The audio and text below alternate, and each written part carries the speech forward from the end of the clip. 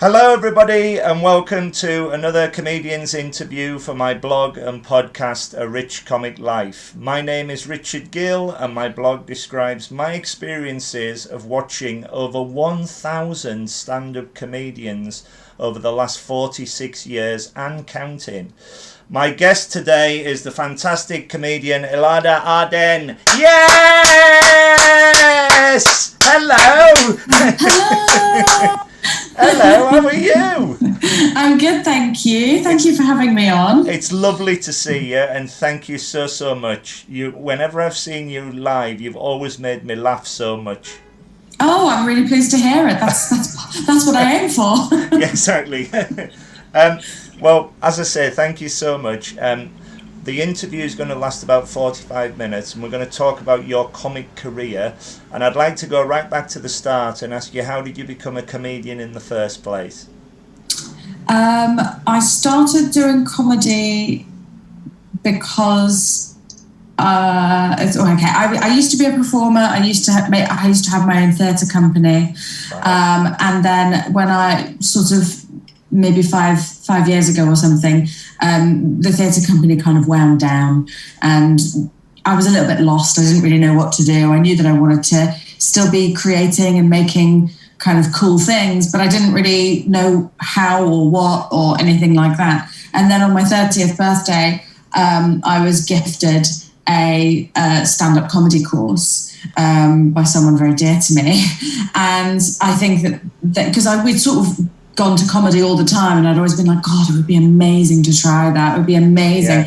Yeah. But I just didn't have the guts to do it myself. And so when somebody gave it to me as a gift, that's kind of what pushed me into it. So it was just like a weekend course, a very sort of basic introduction.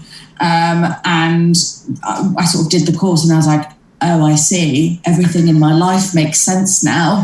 Wow. And you were away. That's fascinating because I work in a school. I work on a reception in a school.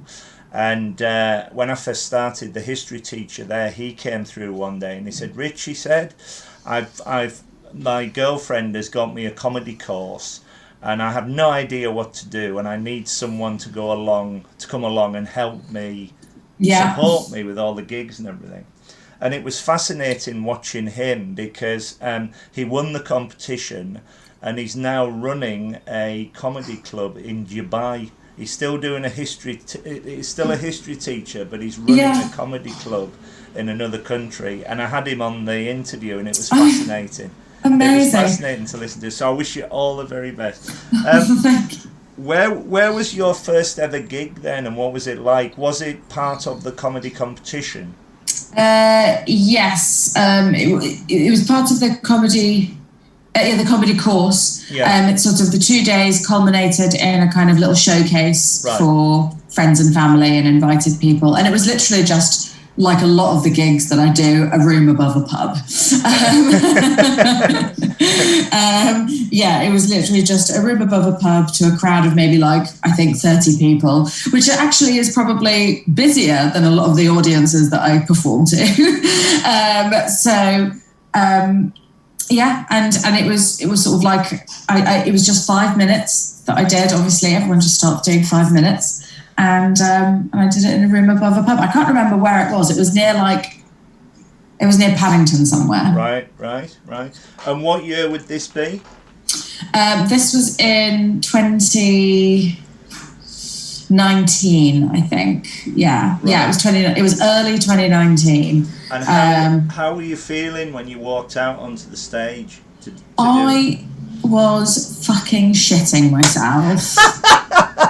Polite as ever. I was honestly like, I remember sitting in the stairwell because like the green room, inverted commas, that we had was literally just like the stairs outside. Yeah. And I remember sitting there and I sort of gobbled down like a Mars bar or something like that just to kind of give myself a bit of energy. And then I sort of like looked at my hands and they were like shaking. And I was like, wow. oh no. Why have I done this? Why have I agreed to do this? Once you were on stage delivering the routine, did you feel better or Yeah. Once you were away, it was fine. I was on stage and I immediately felt a little bit better and a little bit more, just a little, I've sort of like entered like that place of like, well, I'm still scared, but now I kind of have to not be obviously scared. And I sort of went into like teacher mode where I was a little bit like, you know, like if you're teaching kids, they sense fear. I think comedy's a little bit the same, where like if an audience senses doubt or fear in you, that's it, it's all over. So I just kind of had to kind of be like, okay, I'm having, and I did. By the time I hit that sort of 1 minute in, I was having an amazing time. As like the first laugh that I got was like, oh my god, amazing. Yeah. And then of course from there you build up your 5 minutes.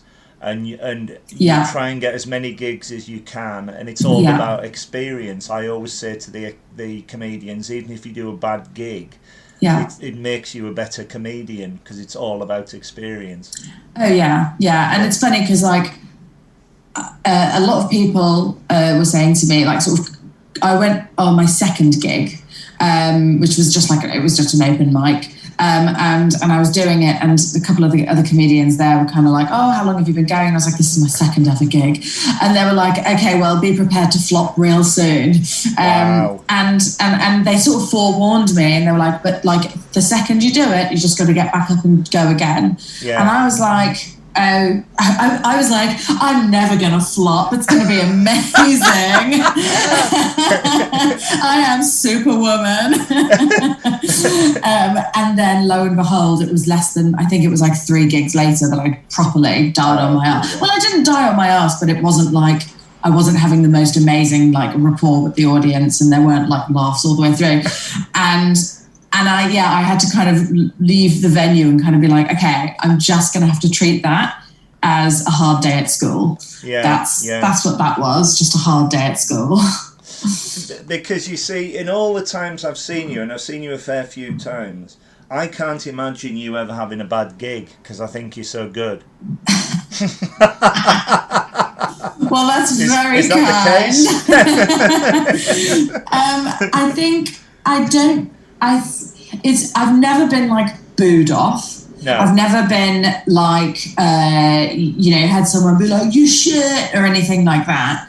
You don't need that at all anyway, yeah. No, but I've just had gigs where like, I misstep in like the first few kind of, things that I say and do, which immediately loses the audience's trust. Yeah. And then I'm working the rest of my 5 minutes or 7 minutes or however long it is to build, like to gain that trust back.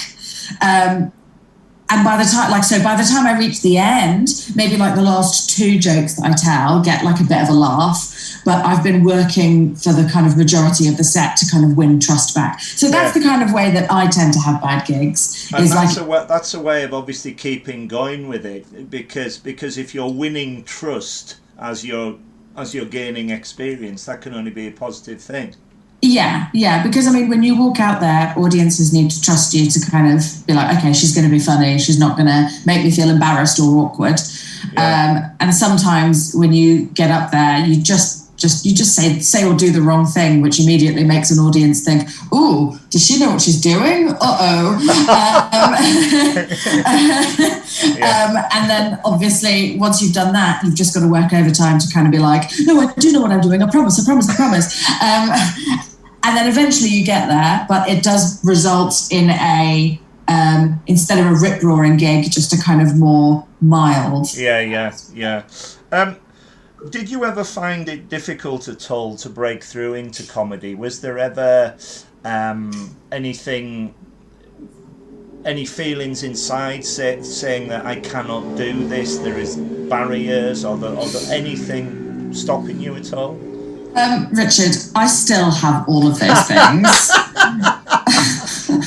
Like, the idea of me having broken through into comedy is just hilarious to me.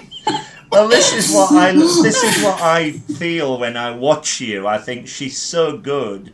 There are so many comedians out there who so deserve not a break, because you're getting it as you're going along, but you just have to keep going and keep the positiveness going. It's wonderful to watch.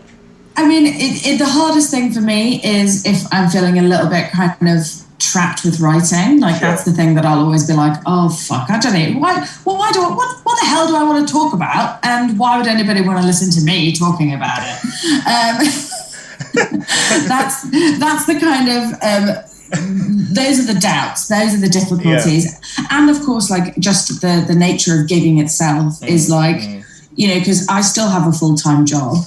So what is your job, if you don't mind me asking? So I work in casting. Right. I mean, I'm very much an admin monkey in that world, but I basically manage some rooms and studios where castings take place. Right. So I coordinate. Still creative. Yeah. It's creative adjacent. Like, I'm very much in that field. Yeah. But obviously, that's a very demanding job. I often kind of work very late hours, and then, you know, I will finish work at 7 and then literally pelt it across London to get to wherever I need to be performing. Wow. And, you know, there's only so much of that. There's determination to get an audience laughing, if ever there was one.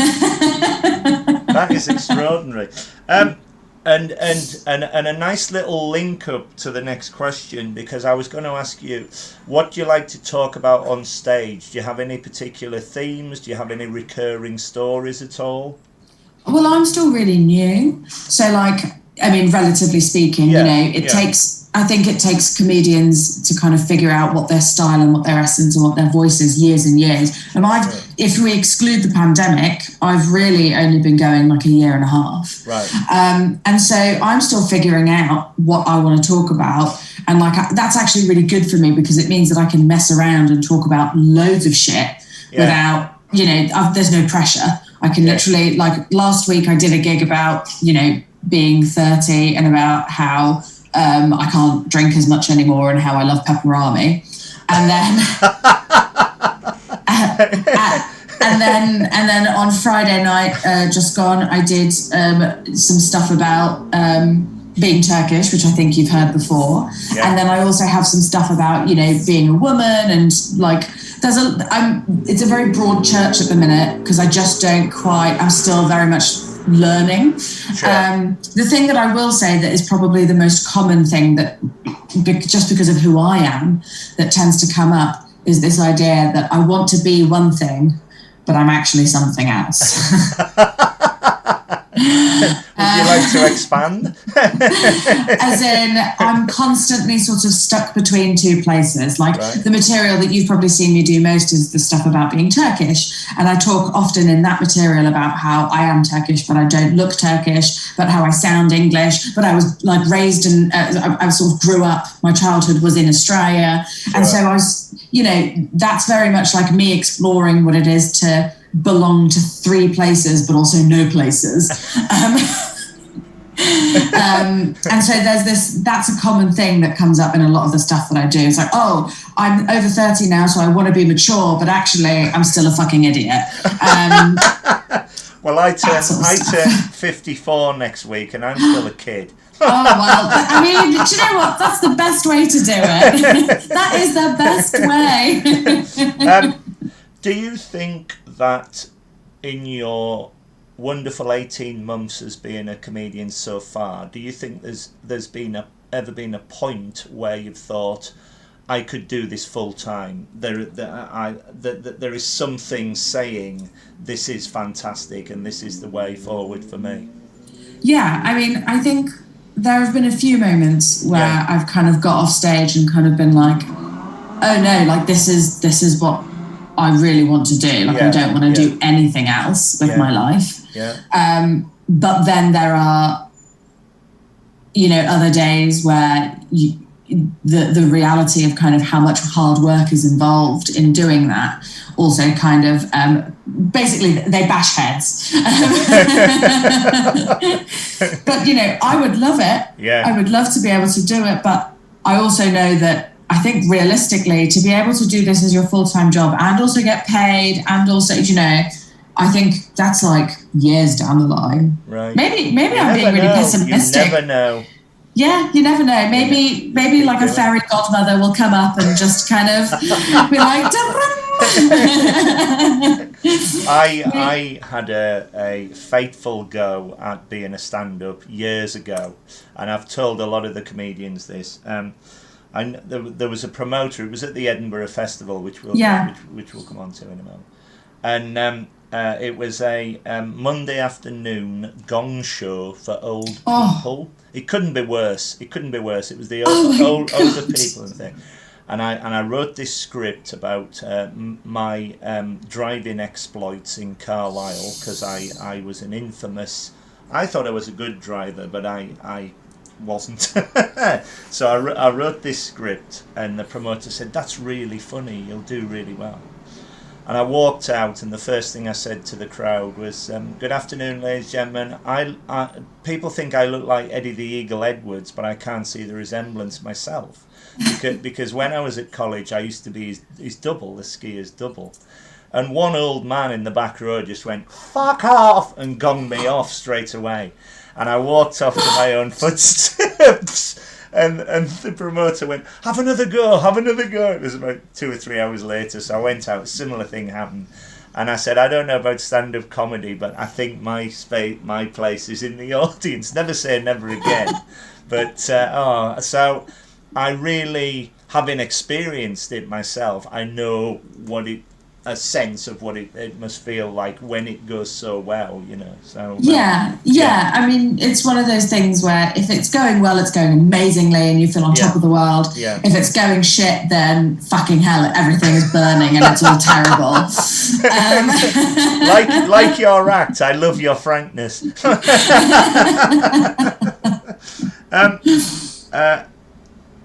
Can you please tell me about your experiences at the Edinburgh Fringe? Have you been? Have you performed there? So I have never been there in the capacity of a comedian. Right. But I took 2 shows up there with theatre shows. One was with my own theatre company, and it was a kind of experimental, very kind of wanky, but also super fun thing. And then another one was a show that I produced, that a couple of theatre makers who are sort of quite dear friends of mine asked me to produce, so I produced it for them. And that was at the one with my own theatre company was with the Pleasance. And then the one that I produced was at Assembly. Wow. So I've been. It's a crazy, wonderful, amazing atmosphere. Totally disorientating and intoxicating. And I was very grateful to have my bed at the end of both runs. Tell me about it. I've been very fortunate to go every year since 2005. Oh wow! Obviously, the last one was obviously 2019. There was nothing in 2020. Yeah. I'm not going this year, but I will be back in 2022. Yeah. And I normally go the middle week. And I see about 50 shows. It's extra. I'm exhausted by the end of it, but I have the time of my life. My liver takes a battering. It is just. But all my friends come up with me, and we plan like spreadsheets and everything what to say. It's just the most wonderful thing if you're a comedy or a theatre or a music fan. Yes. They've got everything on, and It's interesting your background is in theatre because you've had a few theatre collaborations, in particular when you were a part of a team that created the show By the End of Us. Can you tell me more about that? Yes, so that was my own theatre company. That was Blockstop. Yeah. By the End of Us was I don't know how to say it. I've forgotten how to talk about it, so I'm going to have to remember as we go along. So By the End of Us was a development of the live action video game that we developed. Our first live action video game was called Dead Weight, and it was basically, an actor wearing like a camera headset kind of there on top of their head, and somebody else in a different location, the audience member, basically able to view everything that the actor was seeing and doing through the camera, and then basically directing the actor through a series of kind of complicated mazes and tasks and stuff like that, just like a video game. Yeah. And so that was the first one. Then by the end of us was a sort of development of that, where we had the actor and the kind of single audience member as effectively like their own team. And then we had another character in the same show being controlled by actually a group audience who were kind of voting on keypads. And these two characters were kind of opposed to each other and kind of clashing and trying to kind of achieve clashing objectives. And it was all very exciting and high-tech and very fun and silly. That sounds so clever as well for the audience. Well, yeah, I mean, it was a lot of interaction, lot of visuals. Fantastic, absolutely brilliant. In 2015, you won the Deutscher Award for Creative Enterprise, and congratulations. And in 2020, you were nominated for the Funny Women Awards in both stage and short film categories. How fantastic is that? Yes, thank you.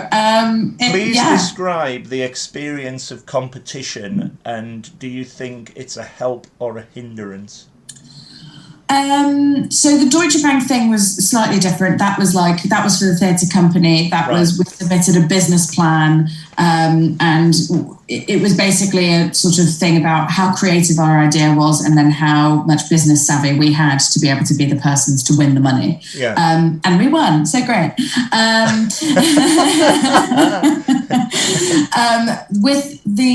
With other competitions, with the Funny Women and any other competitions, I've actually only done, I think, one other competition, and that was just like a kind of ad hoc. It wasn't like one of the big ones. Right. I think that they can be useful because I think that what they can... how do I explain this? I think a lot of comedians are really, really good when they're kind of performing just wherever they want to perform. But I think to be able to like just turn it on and perform well when it matters is a real skill. And I think that comedy competitions, stand-up competitions, are a good test of that, of whether or not a comedian has the ability to just turn it on and smash it out of the park regardless. And so I think they can be helpful if acts want to kind of work towards getting to that level. Yeah. But I also think that they can be wildly disheartening as well, and that actually if comedians are constantly applying for competitions and not getting anywhere, then that's okay, because also sometimes, you know, the competition panels are made up of certain people, and, you know, there's only so much you can control. And it's always worth bearing that in mind. I say that because like I don't mind. I would love to be part of more competitions, but I know from talking to other acts on the circuit that there's mixed feelings about competitions. It's interesting because when I had the idea to write the blog, I was invited to a half-day writing course which was run by a comedy promoter. And when I met her, she said, we've forgotten why we've invited you, because there was a load of other people who wanted to be reviewers, and I said, well, you kindly invited me, and I said, before we start, can I say I'm not a reviewer, I'm not a diarist, I'm not a reporter, I'm not a critique, I'm a member of the audience out to have a good time, and I would describe my blog as an enthuse.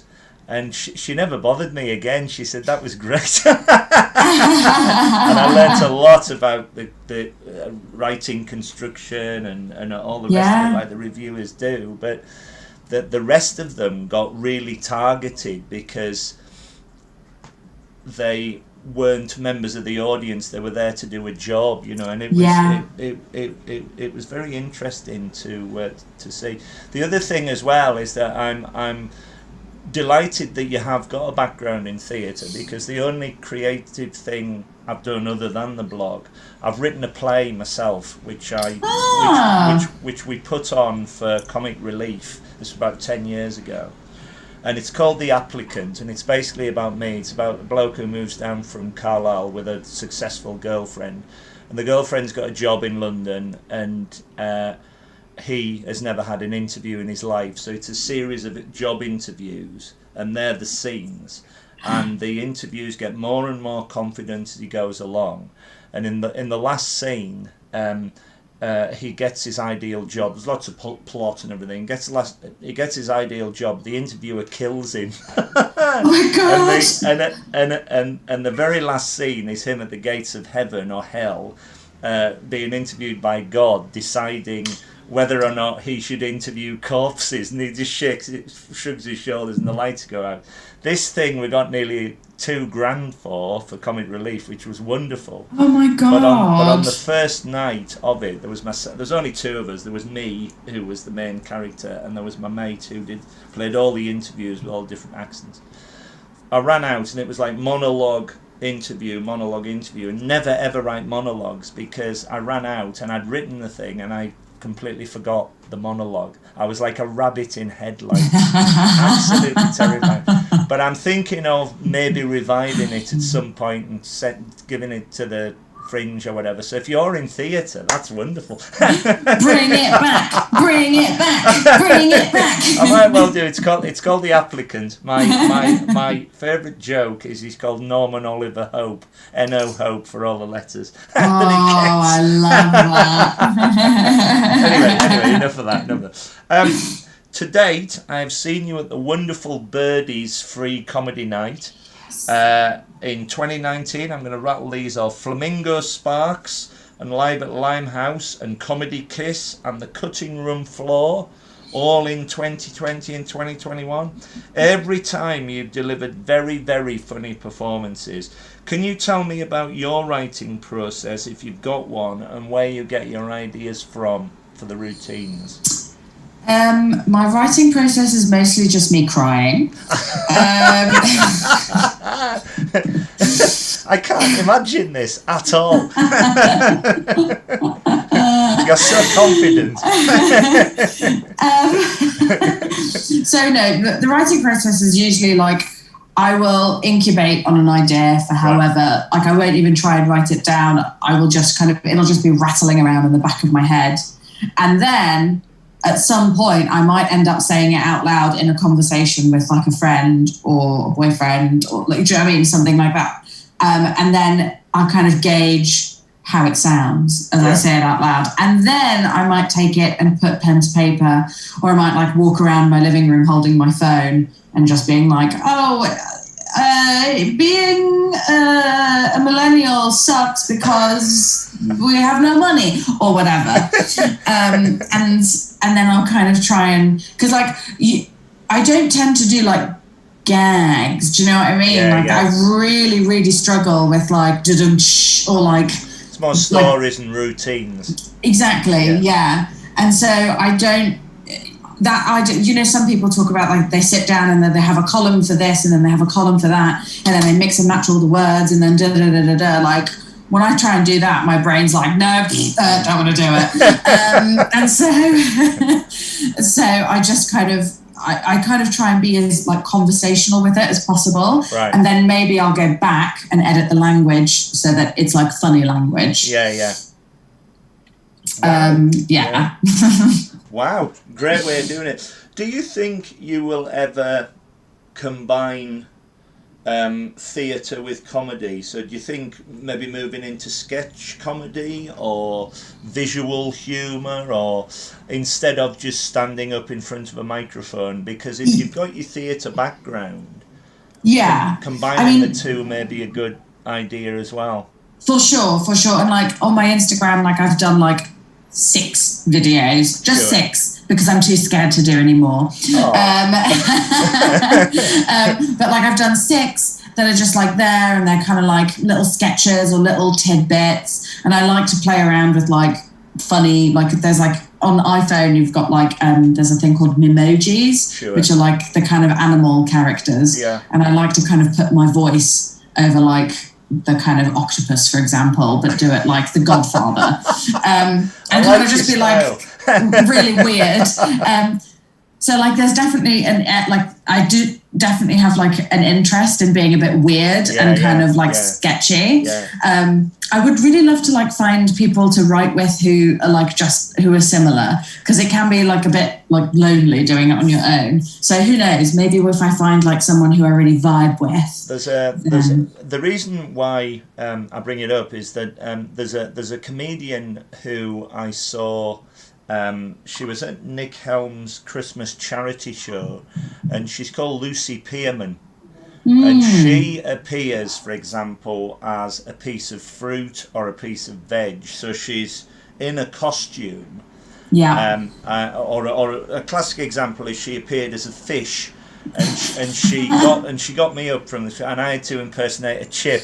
Oh my god, I love that. And it was this is great. This is unique and wonderful. I have this idea that like I could like, because I read tarot cards in my spare time. So like I had this idea of like going out as like a massive tarot card and just being like, here, I'm here to tell your future. I always remember Lucy Porter at the Edinburgh Fringe. To get the audience's attention, she's a wonderful stand-up comic, but to get the audience's attention, she appeared as a carrot. At the very start, she was dressed as a carrot, and Aisling Bees appeared as a bunny, a dancing bunny, and is exhausted for the rest of the show. It's that sort of wonderful originality to it that really helps, and you've got it in spades, because the next question is, whenever I've seen you, you always appear to be very honest, confident, and fearless, which is a massive quality to have. Do you suffer from any nerves before you go on stage? I think we know the answer to that. And how do you cope with them? I don't. It's not so much nerves anymore. It's like, it's not stage fright. It's like, especially if I'm doing new material, it's like, oh, is this going to be shit? Believe in yourself. So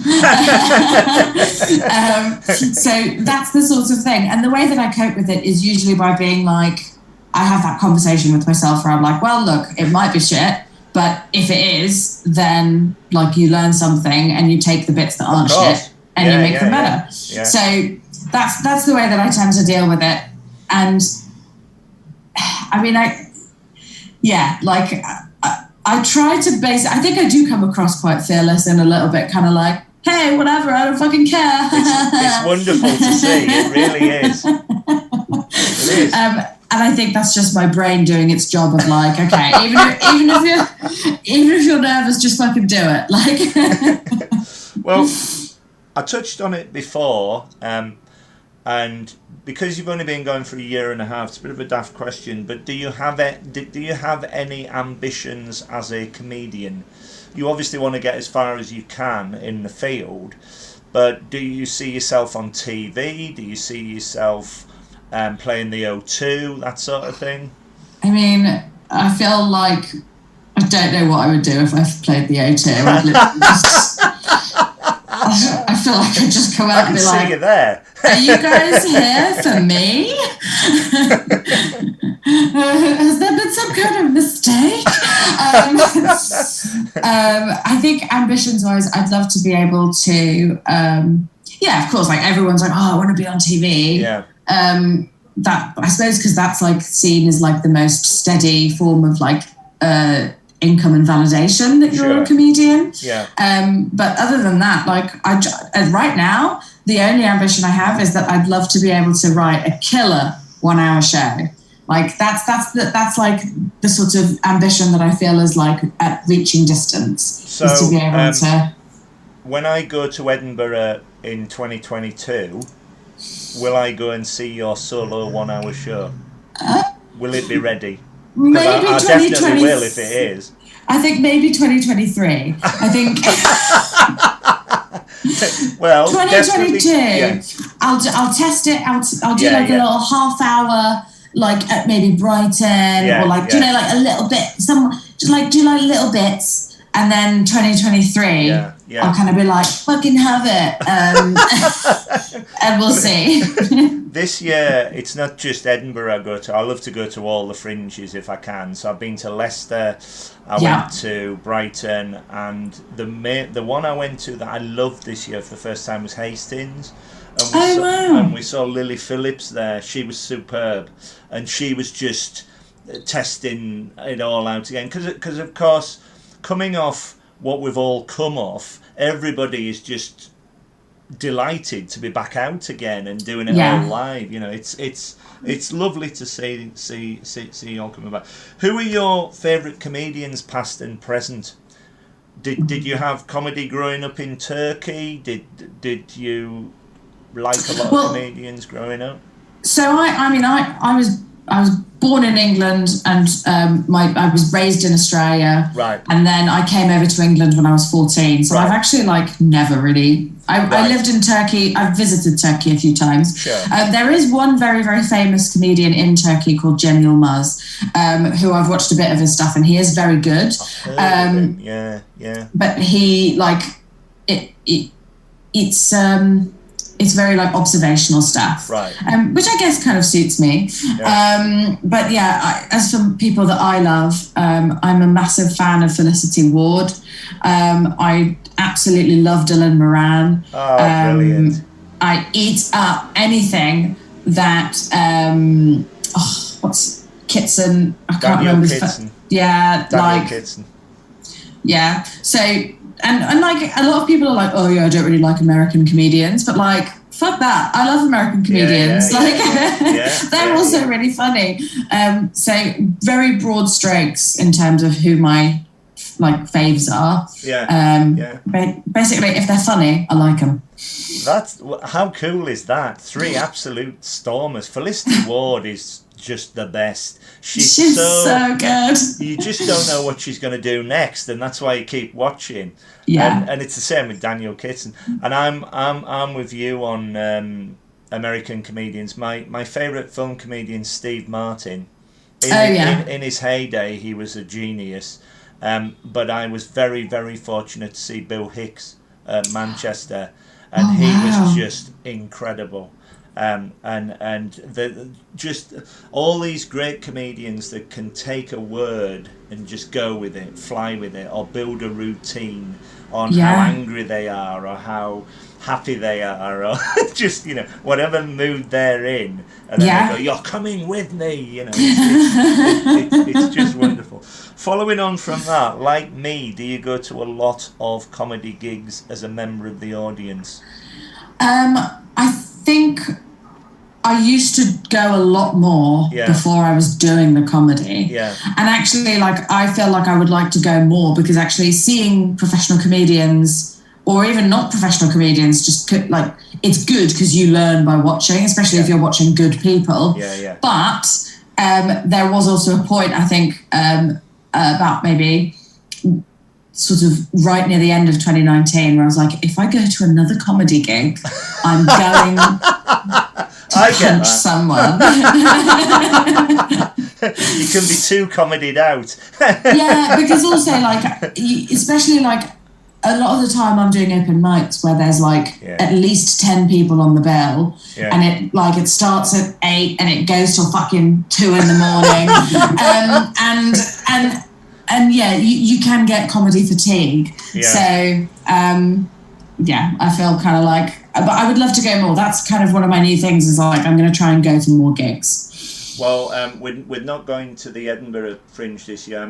I'm going home to Carlisle, celebrating my birthday next week, and then I'm coming back to London and doing a London comedy fringy sort of thing. The Camden Fringe is on. There's lots of open air gigs, so I'm looking forward to it all.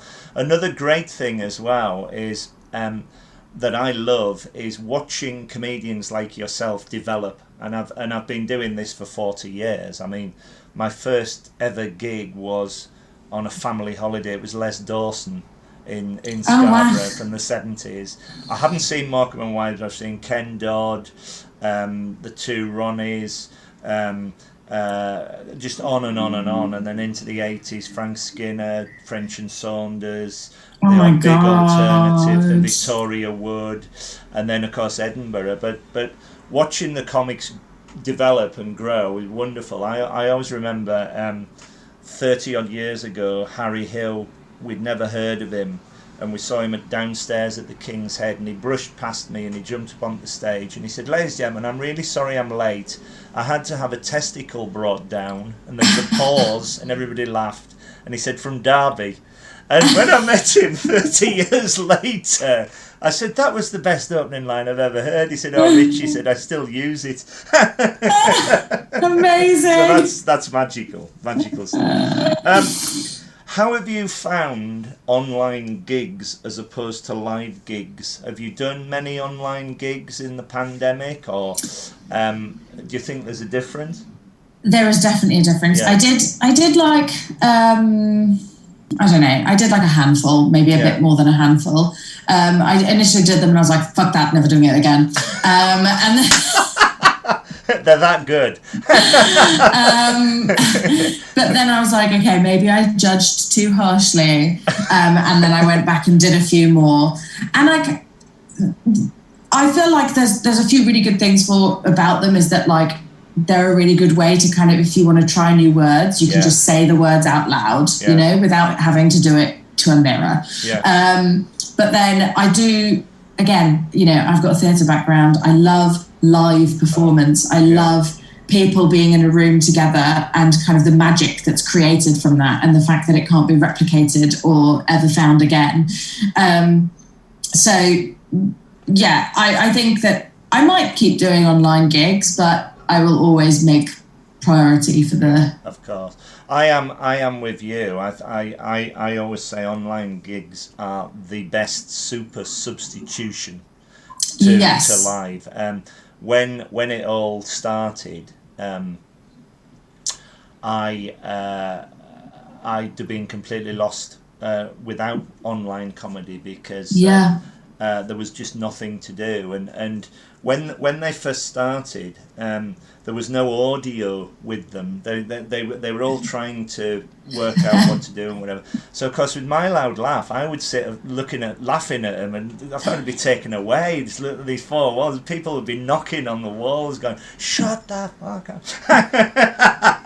And of course, they couldn't hear me on the thing. But then they developed it all, and when it's done well, it's done really well. I go to Sean James's Happy Mondays gig on a Monday night. Got Always Be Comedy, of course, who do very good online and live gigs. And I used to go to the Irishman Abroad one, Jarlath Regan's one, and as long as they were produced well, they were fine. But I'm like you. I so love to go to a live comedy experience with my friends. I like to go for something to eat and then have a few beers and then just sit there and say, "Please entertain me." And the difference is, you're in the now. You just have no idea what is going to happen, and that's the magic of it. Yeah. And also, because like in some of the online gigs that I was doing, like there was one where like I was sort of getting ready to say my stuff, and then like I looked at the camera and I was like, "Is that person lying down on their sofa?" Like, it doesn't, it's not the most like jazzed up environment for you to kind of be like, okay, well, I guess I'm just going to perform to this person who's like eating crisps with their top off. That's of course the thing. You never know what they're doing. Plus, as well, at the end of the night, when you're so full of adrenaline, you just pull your computer the thing down, and that's it. And you're like, "Oh well, what happens now?" You know. So exactly. But they're there for a very they've been a very good. Totally. But thank God they existed. Thank God live comedy is coming back. I've so much enjoyed talking to you. I could talk to you all day. Is there anything else you'd like to say before we go? Have you got any online or live gigs coming up? Do you have any podcasts? Where can people find you on social media? That sort of thing? So on social media, I can be found on Twitter and Instagram, splurging out my neurotic thoughts. That's a just great my title name. for a show.